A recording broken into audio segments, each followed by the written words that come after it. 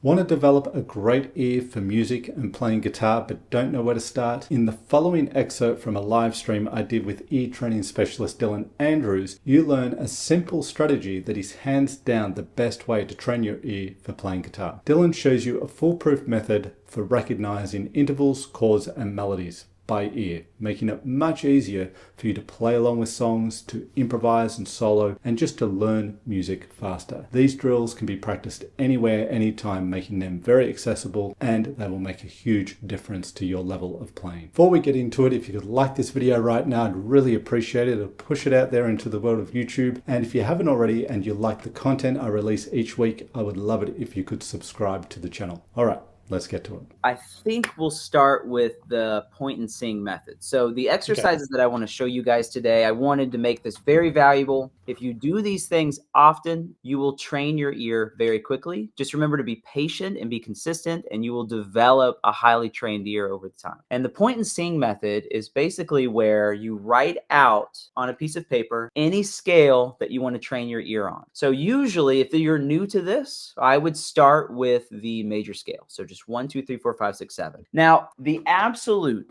best way to train your ear is through singing. There's nothing that will work better or faster, because if you really know the sound of something, if you know what a fifth sounds like or a fourth sounds like, then you'll be able to recreate it with your voice. Also, if you're singing these, it trains your brain on what they sound like and how to identify it a lot faster. And if you are a really bad singer like me, don't worry. You don't have to be a good singer. You just need to be able to match pitches. So if like you play a note, and you can sing that note, you have a good enough voice to train your ear. If that's hard for you, then just keep practicing and you'll get it. But what you do is you pick a key. The key of C is always good. I like to play around in it just to get my ear accustomed to the key. And then you're going to look at the sheet of paper that says 1, 2, 3, 4, 5, 6, 7, or whatever scale it is. And you're just going to point to one of them and try to sing them. So if you point to the 5, what you're going to do is you're going to try to sing 5. When you're training your ear, you're not training your ear to identify different notes or chords. You're trying to identify intervals or scale degrees. So the relation between notes. If you want to be able to identify notes and chords, this is more perfect pitch. That's something that's really rare. Almost every single musician has relative pitch, which is what this is. So if you point to the 5, try to sing 5, and then after you've tried to sing it, this is very important, you play it on your guitar to make sure that you are correct. Now, if you play the 5 first and then sing it, you're not training your ear at all. You're just training your ability to sing pitches. So point to the 5, try to sing it, play it, and then see if you're right. I would recommend, if you're brand new to this, to start with the 5. Get really comfortable with singing the 5. This is going to be like your anchor, something that you can relate everything else to. But as you get more experience, then you can point to the 3, see if you can sing the 3. Point to the 6, see if you can sing the 6. So what I want to do now with you guys is let's actually do a little bit of training on how this would look. So here's the scale again. 1, 2, 3, 4, 5, 6, 7, 1. Here's the 1. Now what I want you guys to do is try to sing the 5. And you want to actually say 5 when you sing it. There's the 1, try to sing the 5. There it is. If you were off, just adjust. Then we'll go back to the 1. Now let's say I point to the 6, try to sing the 6. There it is. Then we go back to the 1. Now let's do the 3. 3. Back to the 1. And what you'll do is you'll quickly figure out where you're strong at and where you're weak at. If this is new, you're going to be weak at all of them, and that's completely okay. But you keep doing this until you are able to sing all of them, and this will go a really, really long way. And like I said before, you can do the major scale. You can do the minor scale.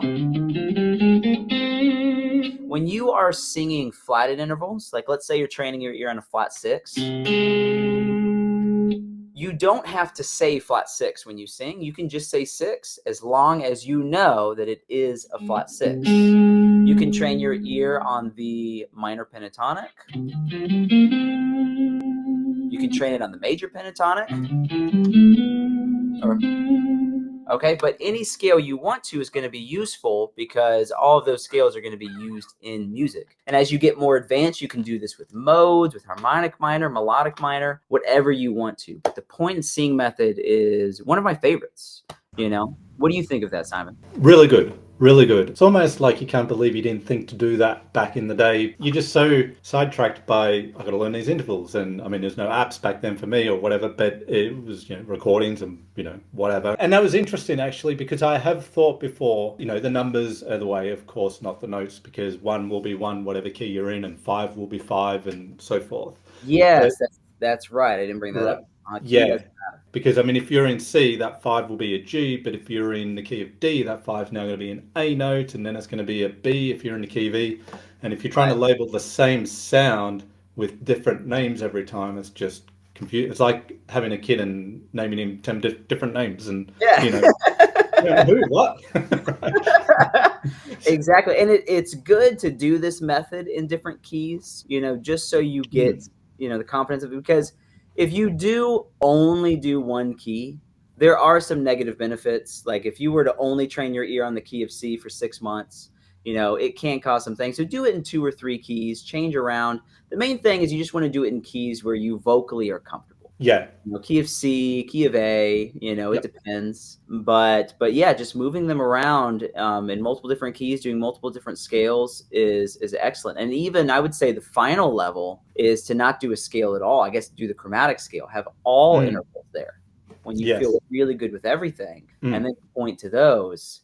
And then if you can do that, I mean, that's a pretty impressive skill not many people can do. And it was interesting, because I had thought before, if it's a minor third or whatever, do you say minor third? But 3 is fine as long as you register it as being a minor third or I had the or... same thought. And if you're unsure about it, you can sing minor third. You can do that. That's completely fine. But really, you're just training your brain to say this interval sounds like this, which is why we sing it. So if your brain knows, if you think about it, if you know that it's a flat 3, then it doesn't really matter if you're singing 3 or flat 3, right? As long as you know. That the trouble you get in is if you think you're singing 3 and you're singing flat 3, then you're going to be confusing yourself. But from my experience and teaching the amount of students I have, I've found that it really doesn't matter. You can do either. If you like this video, then you'll love this free workshop called Dynamic and Compelling Ways for Arranging Music to Accompany a Singer on One Guitar. In it, I teach and train effective ways to create amazing sounding arrangements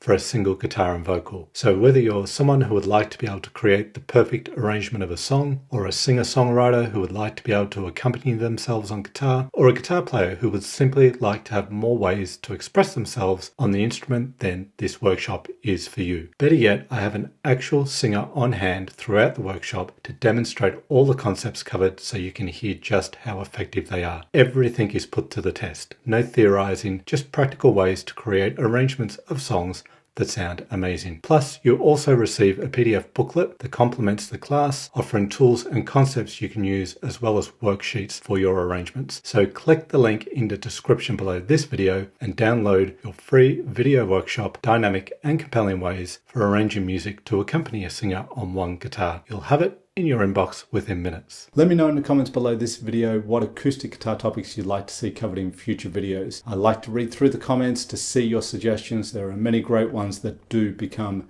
future videos on the channel. So don't be shy, drop us a line. If you like this video, then hit that like button. And if you haven't already, subscribe to the channel and hit the notification bell button. That way YouTube will tell you when I've got a new video released, which is every single week. Thank you so much for hanging with me here, watching the video. I hope you got a lot from it. I really do appreciate the time you invest into watching my videos, and I will look forward to seeing you in the next one.